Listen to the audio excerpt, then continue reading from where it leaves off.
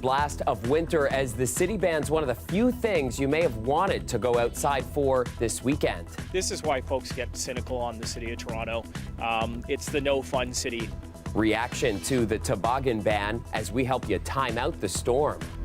The flag is actually glorification of terrorism. We don't have legislation around glorification of terrorism.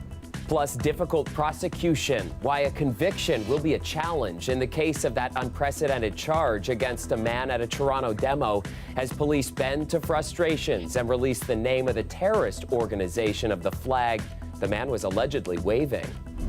So you're in a taxi cab and you think you're going to be late for your train ride at Union Station? Yeah. And the outrageous calls tying up 911, leading Peel Region to propose a crackdown. Good evening, I'm Chris Glover. I hope you are warm and in for the night with the snowstorm that's pounding our region tonight. And that is where we begin our coverage this Friday. Environment Canada issuing a winter storm warning of up to 25 centimeters of snow. It's mostly going to be a slushy mess, but it's coming as the city of Toronto is banning tobogganing on dozens of hills. Dale Manukduk is live in the thick of it. Dale, doesn't look like it's coming down too heavy in that shot with you there. No, right now, Chris, it's very light rain. It's barely coming down, but this is a far cry from what we saw earlier in the evening. I heard one lady describe it as it was snowing snowballs. We know that at the peak of the storm, it was coming down at a rate of 5 to 8 centimeters per hour. There was nasty wind gusts, and all of that was contributing to reduced visibility. And while the storm does create some challenges on many different fronts, it also provides the opportunity to have a little fun. An unwanted blast of winter after a mostly mild season so far. But for this Venezuelan family experiencing just their second Canadian winter, disfrutando la nieve. Enjoying the snow. Exactly. Just enjoying the snow. Enjoy snowy because the snow is beautiful. It's new for us. the temperature will dip and turn into rain, but will come back down by morning. And it will be a rude awakening as we head into late Saturday. It will be quite a change because winter is truly arriving for the city of Toronto. It will be a period of below normal temperatures. So this is quite a change from what we've experienced so far this season. All said and done, Toronto will get 10 to 25 centimeters of snow. The weather system is expected to create a lot of slush, which will be the city's focus. It plans to do most of its work overnight when there's less traffic. We're certainly hoping to maximize the opportunities over Saturday and Sunday. It will be multiple rounds of activity, so that certainly by the Monday morning commute, things will be a lot cleaner and safer for all the users. Speaking of safety, Toronto's cracking down on tobogganing, banning the family fun activity from 45 hills across the city. I certainly hope that this is not something that bylaw or parks is out turning the screws on. What a waste of time. Councillor Brad Bradford is upset one in his ward was banned. The city says there were multiple hazards that led to the decision, like the wading pool at the bottom of the hill. This is why folks get cynical on the city of Toronto. It's the no fun city when you start seeing them cracking down on tobogganing, especially in a place that has decades of experience and tradition of tobogganing. This local dad ignored the signs last weekend and says it can be done at your own risk. The hill was packed with parents and their kids, and if you're going to go tobogganing, you know what you're doing. You're going down a hill on a piece of plastic, and there's potential for a broken arm or just a bruise, right? Now, Chris, the city does have a responsibility to ensure that any activities performed on its properties are reasonably safe. This year, there are 29 designated toboggan hills across 27 parks in Toronto, including right here at Riverdale Park. Actually, we saw some tobogganers show up just about 2 minutes ago. But all of these activities, Chris, none of them would be possible without the snow. So people are going to have some fun. You can head to the city's website to check out where those toboggan spots are. As far as the road conditions are concerned, the OPP is telling people to be mindful of the conditions, be aware of your surroundings, and keep a safe distance. Chris? All right, Dale, that is some good advice from police, and thank you very much. Now, if you are planning to catch a flight late tonight or tomorrow, you may want to check the status before you leave for the airport. Pearson is warning travelers of a slowdown in operations because of the snow and high winds. What I can say is we are seeing the airlines cancel and delay some flights at this point. And of course, that will also trickle a bit into the morning as the catch-up happens. And you can check your flight status through the airline or go to torontopearson.com for regular updates. Speaking of Pearson, here's a live look of Mississauga this hour. The snow really becoming the story of the night for much of the region. So let's get right to Victor Paulo to time out the storm for us. Chris, it is finally here. You're correct. The snow has started to fall in the GTA. And when all that snow is said and done, we're expecting anywhere between around 10 centimeters in total to fall in between now and the start of tomorrow morning. Now, when it comes to what's affecting our way, we do have that snow coming. In the wake of all that snow, there will be some rain overnight. And then we do have some more flurries to start our day on Saturday. Now, looking at some watches and warnings in the area, as you do see, a lot of Ontario, central Ontario down to the southeast is under a lot of that snow and that winter storm that's coming our way. Now, average temperature, minus 10.4 is your average low, minus 2.1 is your average high. And taking a look at exactly why is because of this system right here that's working its way in. And this is why there's a lot of snow and a lot of rain, and why you should take caution when you're coming towards your plans for overnight tonight. Looking at our 3-day forecast, you can see we have 2 days of snow, followed up with a bit of sunshine towards the end. Over to you, Chris. All right, so even before all the snow started, a mess on the highway to tell you about. A tanker truck rollover west of the GTA shut down the QEW for a portion of the day, and it's also going to impact drivers again tomorrow. It happened around 8 this morning in the South Service Lane along the Fort Erie-bound QEW in Beamsville. A tanker loaded with 50,000 liters of gas and diesel fuel collided with another vehicle before rolling. The tanker driver was taken to hospital, and the driver of the other vehicle was not injured. Officials say about 30% of the truck's contents leaked into a nearby ditch, and firefighters sprayed the area surrounding the tanker with foam to prevent an explosion. The OPP believes this was all caused by an aggressive driver in a black Mercedes who cut off another car, which then collided with the tanker, causing it to overturn. Tonight, they released an image of the vehicle in question. You just saw it a few moments ago. And the highway has now reopened. However, that section will be closed again tomorrow morning at 7 a.m. to allow crews to remove the tanker.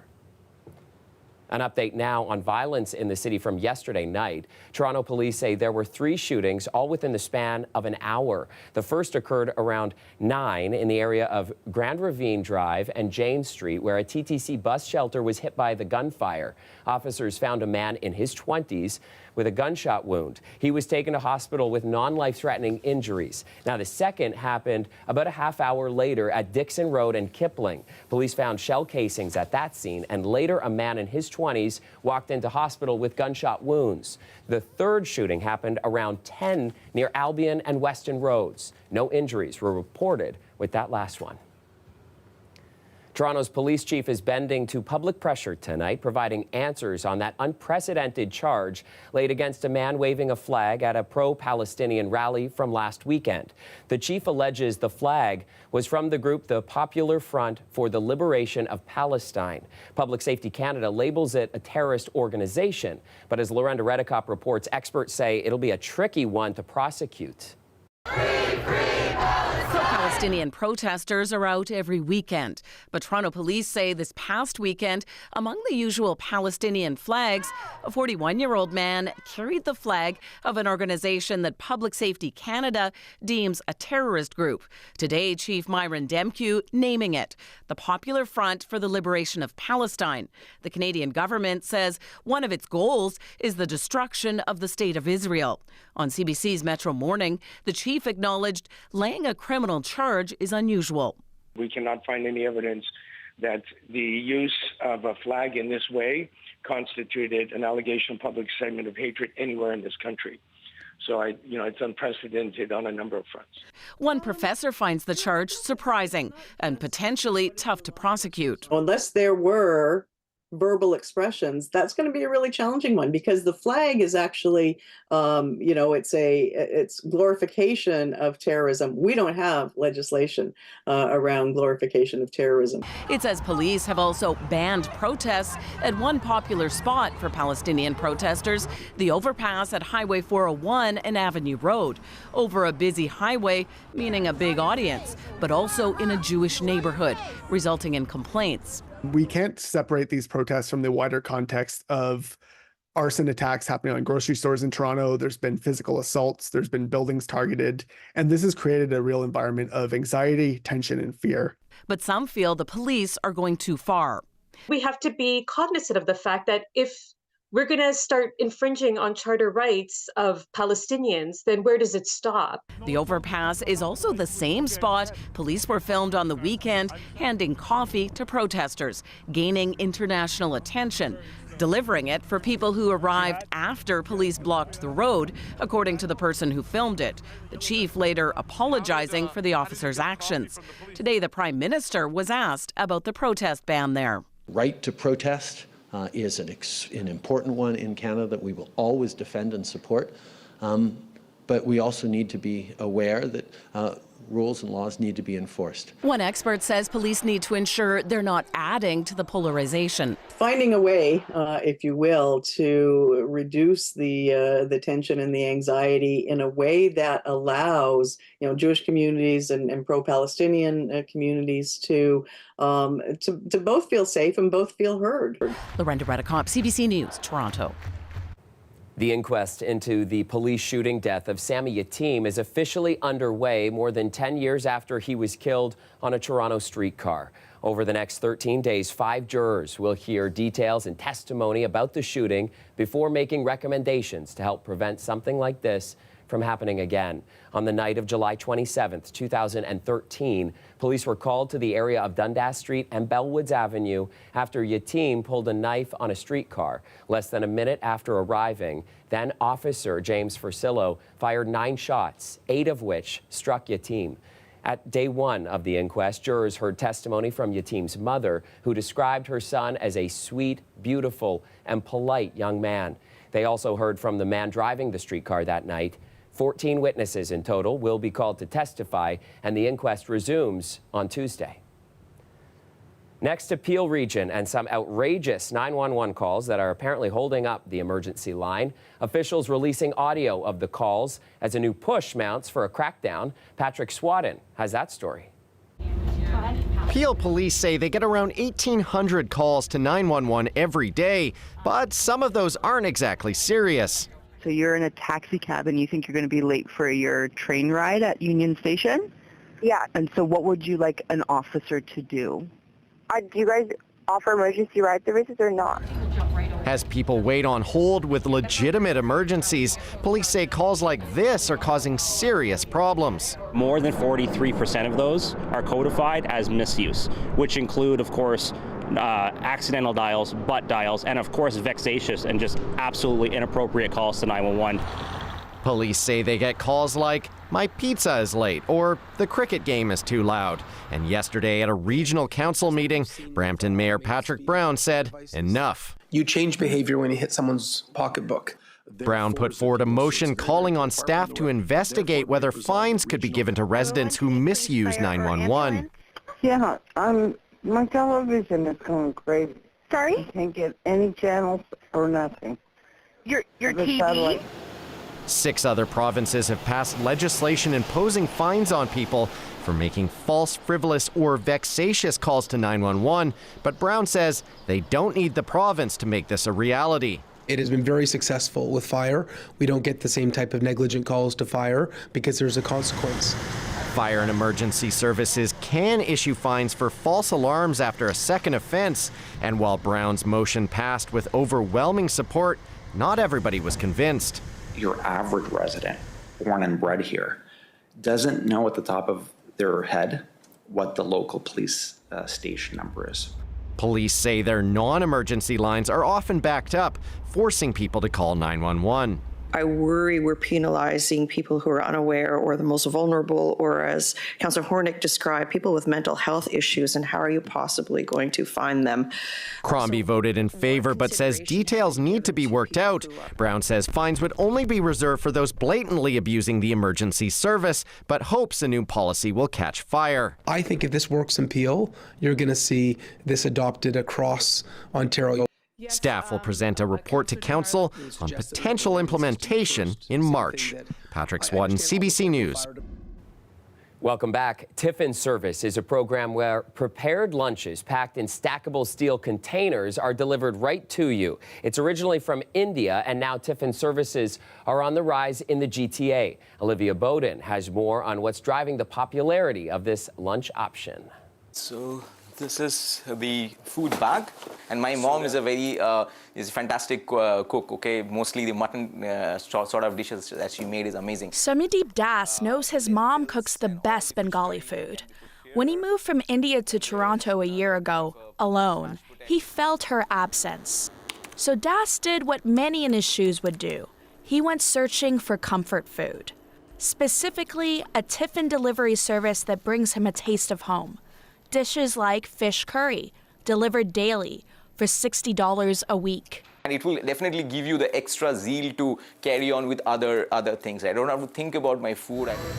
And Das isn't alone. Some vendors say Tiffin services are on the rise across the GTA and Canada, especially as workers return to the office. People are also looking for food that reflects regional tastes. Food that tastes like home is what drove the creators of Tiffin Stash to start their own platform. Siblings Krish and Shruti Shah emigrated from India. They found Tiffin vendors advertising on Kijiji and Facebook, but there was no streamlined delivery platform.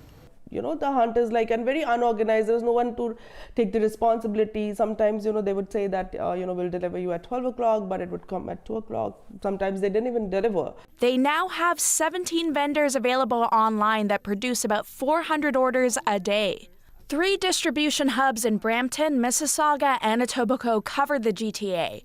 Shruti says there's a reason customers pick Tiffins over traditional takeout. Actually saw a surge in the demand of Tiffin service a lot.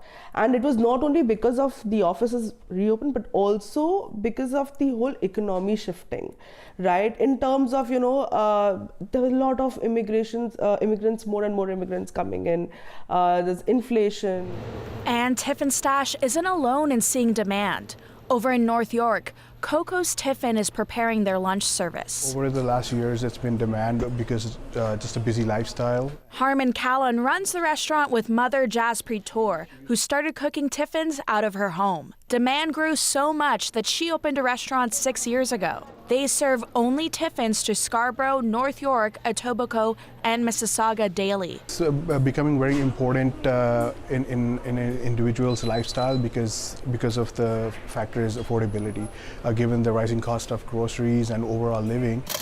Tiffin services can range from $200 to $220 a month. And it's no wonder the services have sprung up now. And what the pandemic did, in some ways, is basically kind of laid down the infrastructure for that system with food delivery. And it's often home cooked and fueled by women in domestic spaces. They have one advantage is no one cooks like that auntie in terms of regional food. You do not get anything comparable. And the Tiffin Stash founders are betting there's an even bigger market for regional foods. Then we also want to go beyond the South Asian cuisines, and we want to explore in the other, because immigrants are coming from all over the world. Olivia Bowden, CBC News, Toronto.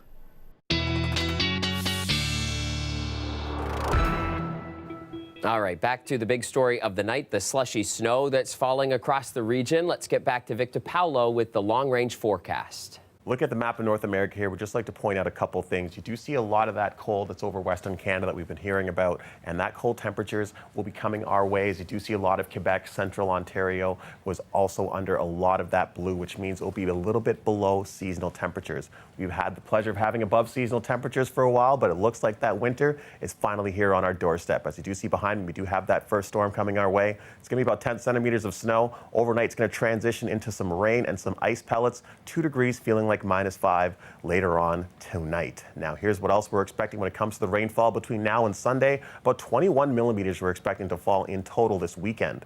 Now, couple that with how much snow we're going to be expecting, you're going to see that when we have about 15, potentially 20 centimeters of snow this entire weekend to fall, now all that together mixed in with the rain is what's going to create a lot of unfavorable conditions on the road. So make sure you're planning ahead if you do have any travel plans. Now, here's what it looks like in fast forward, that system working its way through. Now, a little bit of rain, but once it's all said and done for your Saturday and Sunday, you're going to see that we have a lot more snow coming our way.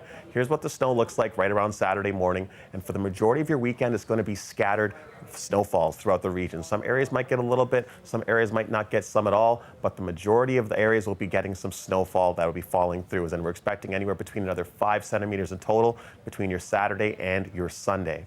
Now, looking at our 3 and 7 day forecast, I'd just like to note 2 things. We do have that snow coming Saturday and Sunday, but once that snow's out the way, we finally get 3 days of sunshine. But those 3 days of sunshine you will see are accompanied with that winter-like temperatures. Feeling like minus 16 on Monday, feeling like minus 18 on Tuesday, and Wednesday will be feeling like minus 17 before we have some more snow coming our way Thursday, Friday. Stay safe, Toronto, and over to you. All right, thank you, Victor, and we will be right back. Hey, welcome back. In celebration of its inaugural year, members of Toronto's PWHL team ringing the opening bell this morning at the Stock Exchange. The Women's Hockey League officially launched on January 1st, and so we're just under 2 weeks in, but it's really been an amazing first few weeks here, and to be able to come down to the Stock Exchange and ring the opening bell is just, it's another significant moment in our journey, and it's a special opportunity for the Toronto team to be here and do that together as a group. All right, and there was the moment. The Professional Women's Hockey League is, of course, a new 6-team league that started in action this year. It replaced the Premier Hockey Federation after it was bought out and dissolved in July. The teams in the PWHL have still yet to announce their official names, but the season is underway. Toronto takes on Ottawa tomorrow at the Mattamy Athletic Centre. All right, finally tonight, something we didn't have much time for last night. The Toronto Zoo is giving the people what they want, and that is an update on their newest and arguably cutest resident. The zoo releasing this video of their 2-week-old white rhino enjoying some morning playtime. Affectionately dubbed TZ Tank Puppy on social media, the zoo says the calf is becoming increasingly playful, sparring with mom, Sabby, and galloping through the rhino house. And the zoo says it's giving mom and baby space to bond, and it won't be viewable to guests until the spring. So we hope you liked that shot, because that's the best you're going to get till spring. And that's our show for you tonight. Thank you so much for watching. Shannon Martin has your next local newscast tomorrow at 6, and I'll see you back here on Monday. Have a great weekend, everyone.